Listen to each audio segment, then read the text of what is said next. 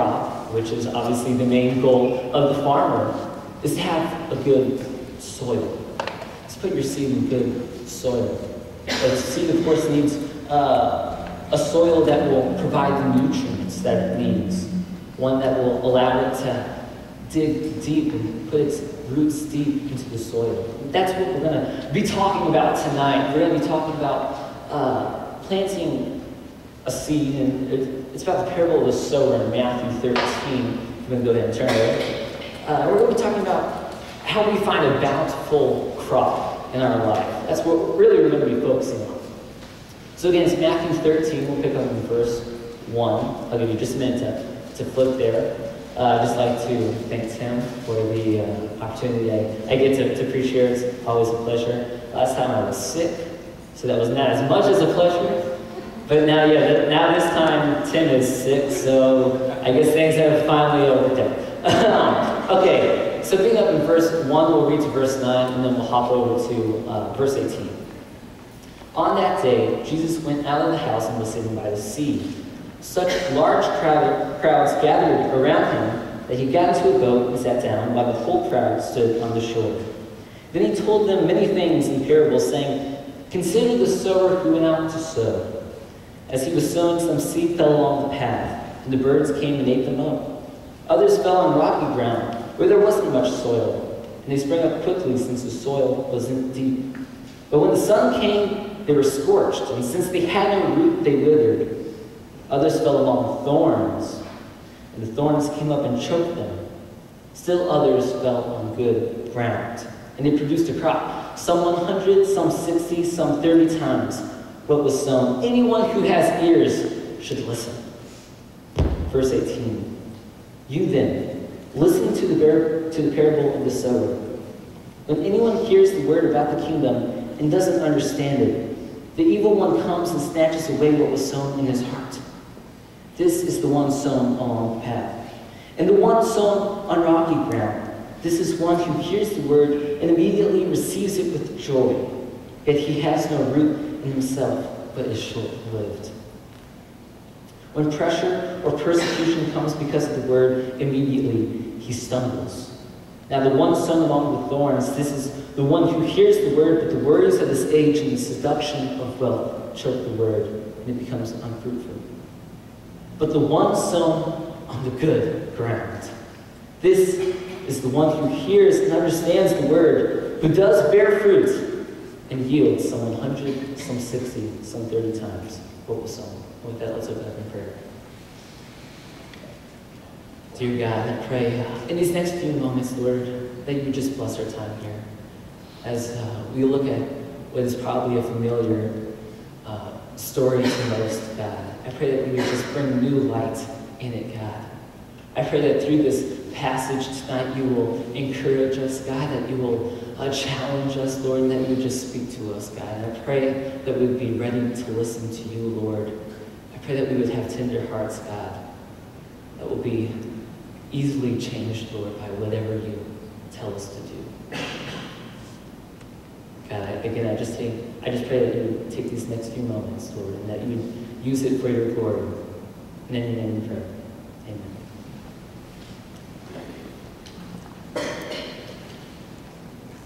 Now, this passage is really the third big teaching moment that we see in Matthew, the Gospel of Matthew, but it's the first main teaching that we see where he uses parables. And a parable, simply stated, is a story that was used to illustrate a spiritual lesson or a spiritual truth. And every parable will begin with something that the audience is first familiar with, something that it knows. And then it will move to something that is unfamiliar with the audience, something that they may not be so sure about. So it goes from what is natural, and it will go to the supernatural. And as Matthew 13 starts, Jesus has been going around, he cleansed the leper before this. He brought a girl up from the dead. So Jesus has been going around doing these awesome miracles, and I can just imagine all the excitement that the people must have felt, and they must have been wondering, what is Jesus going to do next? I can't wait to see, what is he going to do? And then here he is with this huge crowd around him, and it's so big, in fact, he has to go out into a boat so he can see them all. And this is how he starts. A sower went out to sow.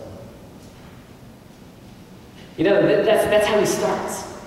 And then he goes on and he tells a story about a man who goes out and he plants seeds in his farm.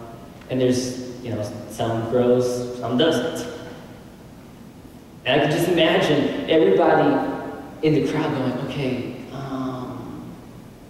what else are you gonna? Were you wanting to do some miracles, maybe? You know, is there going to be like some kind of awesome pep talk? You know, what's next? And then Jesus, you know, ends it with, "He who has ears should listen." Okay, I think we all got ears, Jesus. Okay, we're on the same team. Okay, great, we're going. You know, they were probably thinking, yeah, gosh, I have this friend back home, and he's sick, and you know.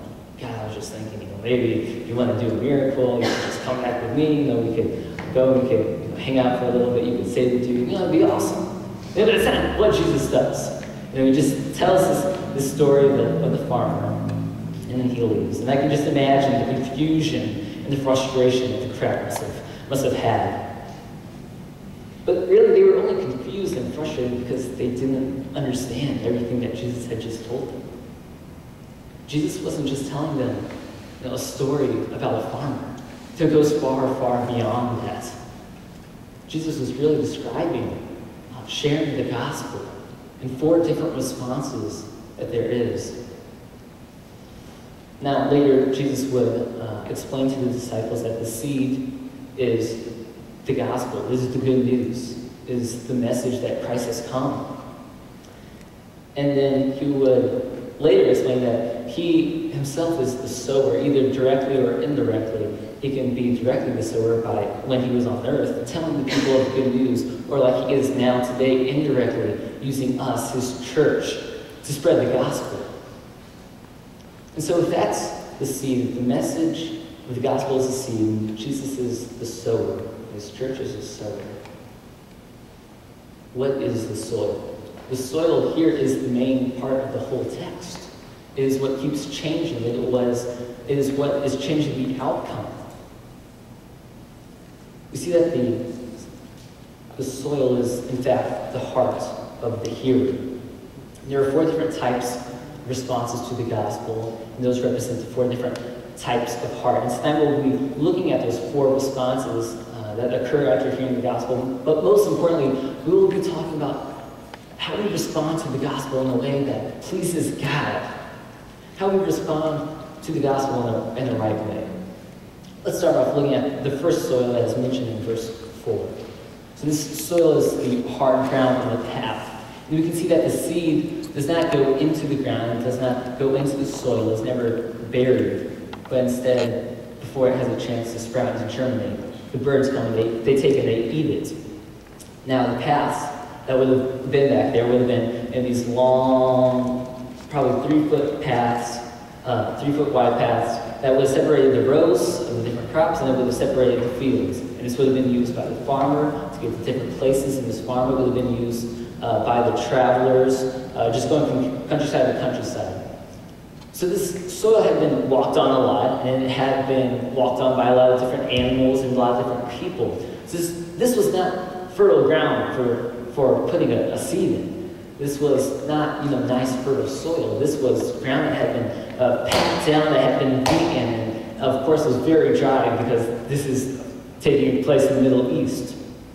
So it would have been very hard. It would have been like a road today. It would have been almost as hard as pavement. So needless to say that the seed never really had a chance to go into the ground. So it was left easily for the birds to take it.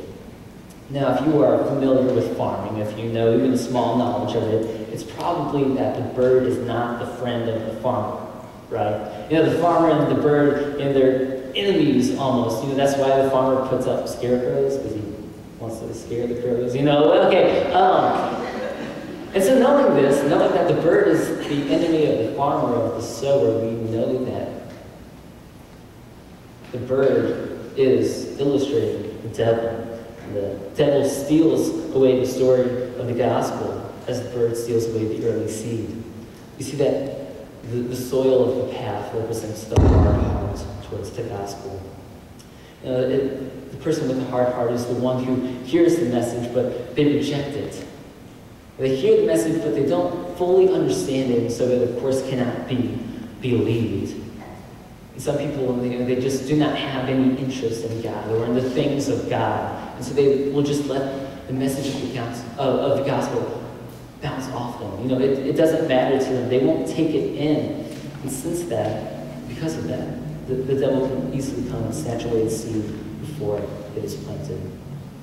Next, we can look at the soil that is the rocky, shallow soil.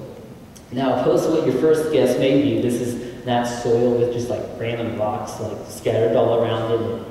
But it actually is referring to limestone that is underneath the soil. So they would have soil that looked good, and the farmer thought it would look good and that it would produce a good crop. But really, only a couple inches underneath was this rock bed, was this rock that the seed would not be able to penetrate through. So the outcome is a plant that shoots out quickly, but shoots out without foundation. A farmer might see this result of it sprouting up quickly, and he might go, yes, this is going to be awesome. Look at this. Look how well it is going. It has already sprouted. It is already this high. This is going to produce an awesome crop. The farmer, however, is being misled, and it will soon die. It will soon dry up because of the sun, because it will not receive the nutrients that it needs.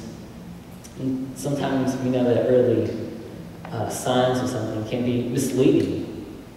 And in 1989 MLB draft, with the 6th overall pick, the St. Louis Cardinals selected an outfielder out of Pepperdine University named Paul Coleman. Has anybody heard of Paul? No. Well, you probably haven't, because he never made it to the major leagues. He never had his major league debut. He never had his first hit in the majors. He never got above Double-A to Double-A, Triple-A. And then he was not really even that close. It was because, although everybody thought that he would be awesome, he would have this great potential, he lacked plate discipline. So plate discipline is just knowing when to swing, when not to swing, when the pitch is going to be a strike, when it's going to be a ball. He didn't have that. But it was really only made evident once he played against the good pitchers, once he played against the professional pitchers. He was able to fake his way through college, with just the pitches that are just kind of okay, but it really became to stick out when he reached the minors. And so plate discipline, it's the root, is the root of batting. And so when scouts see that problem, that is ultimately a disaster for them. You can never hit well because you try to swing at everything, and that normally does not work when you're playing a pitcher. And so although he showed great promise, he never had anything produced that was valuable. And this soil illustrates the superficial part. This is one who receives the gospel, and they respond to it, but there's no root for them that enable them to grow and to develop. So when they face the persecution, when they face the pressure against the word, the person falls away. If we wanted to think about this in modern times, a good example would be someone going to some kind of event, and they're a speaker or some kind of pastor is preaching, and he says, if you feel convicted, just pray this prayer after me. And so the person, they pray the prayer, and they tell everyone around them, I just prayed this prayer of salvation. And everyone, of course, is happy, because that's obviously the first reaction when you hear somebody who's been saved. But if you were to fast forward a year in advance, you would see that they were right back where they were. Nothing ever changed.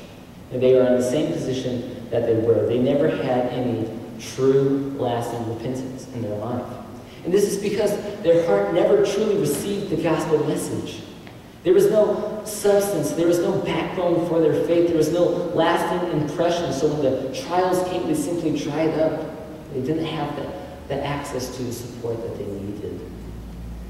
This happens really frequently in churches, more frequently than we would probably like to admit. Many times a kid is brought up through the church. They come every week, because their parents are at them.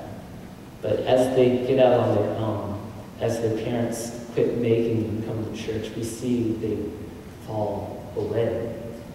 We see that church wasn't really a place to learn and worship about God. It was just a place to go, to socialize, to make friends. It was more of a tradition.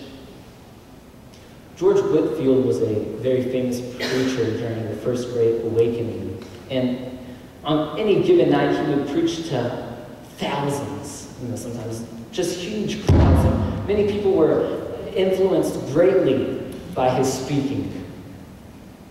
And when someone would come up and ask him, "How many people were saved tonight?" You know what his response was? "Well, we'll see in a few years." What does that mean? Does that mean that somehow these people are going to have to prove themselves, that somehow they are going to have to work for their salvation? We can't bring salvation, of course. What it means is that true salvation cannot be demonstrated until time has taken its course. True faith is not real faith until it is first tested by hardships. The third heart that we see in this parable is illustrated by the seed sown among the thorns. This plant grows naturally. It looks as though it will produce strong fruit, but it will never reach the potential because the thorns are surrounding it. They choke out until it is finally killed.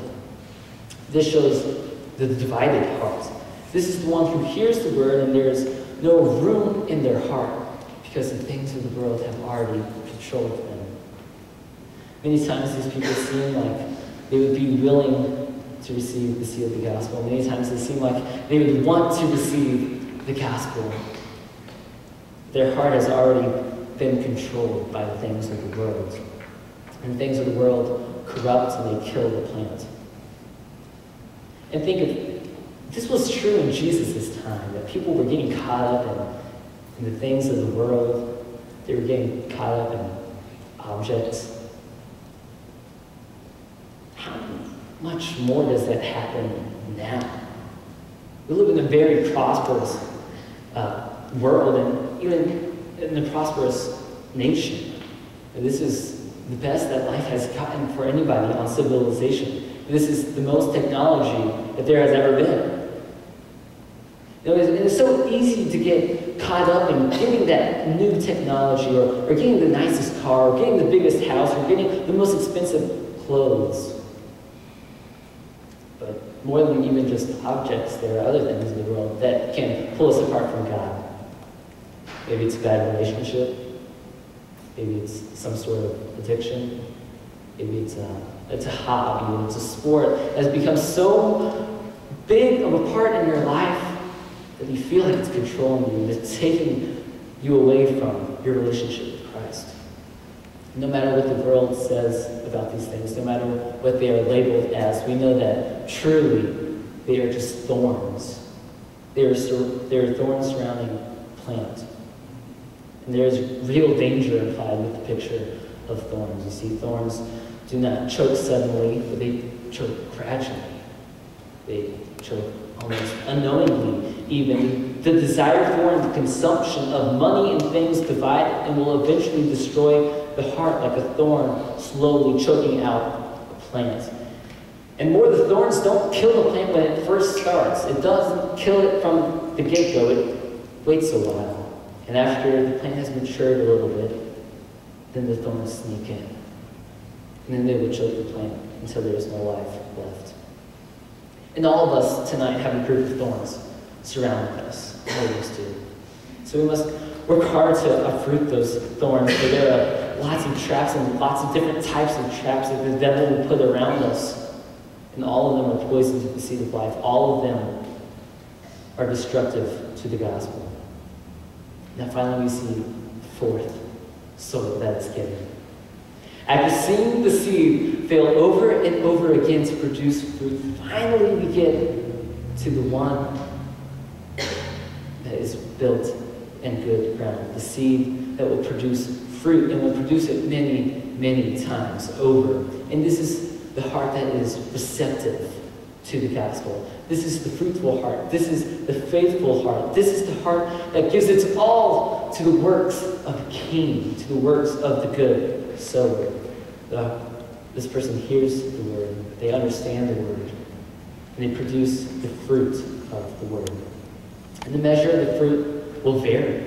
Sometimes it's 30, sometimes it's 100, and sometimes it's 60. But fruit will be produced nonetheless. And though the number of the produce may not be great, everyone who does not fall off from that sincere form of worship, the sincere form of constant worship to God, is called good and fertile soil. But fruit, what does fruit look like in our lives? What would it mean for us to bear fruit? It's not often that you would hear somebody say that you need to bear fruit. Well, there's the fruits of the Spirit, right? Love, joy, peace, patience, kindness, goodness, faithfulness, gentleness, self-control. Fruit can be acting more like Christ. It can be evangelism. It can be saving souls, soul winning. It can be good works. There's all different types. And so it doesn't matter what type of fruit was produced. It doesn't matter the number of fruit that was produced. What matters is that fruit was produced. If it mattered if it was 30 or if it was 100, then there would be, this is the fourth soil, this produces 30. This is the fifth soil, this produces 60. This is the fifth soil, this produces 100. That's not what it is. It's one soil. It's one soil. And that produces different quantities of fruits. And so you may be thinking tonight, Micah, I'm no Billy Graham. I'm not going to save as many people as Billy Graham, okay? I'm not going to be like this Pastor George Whitfield, whatever his name is. I'm not going to be like Buddy Perstrope. I'm not going to be like Tim Shepard. I'm not going to be like Jerry Dudley. I'll never be as strong as they are. I'll never save as many people as they can. But you don't need to compare yourself to anybody else. Okay?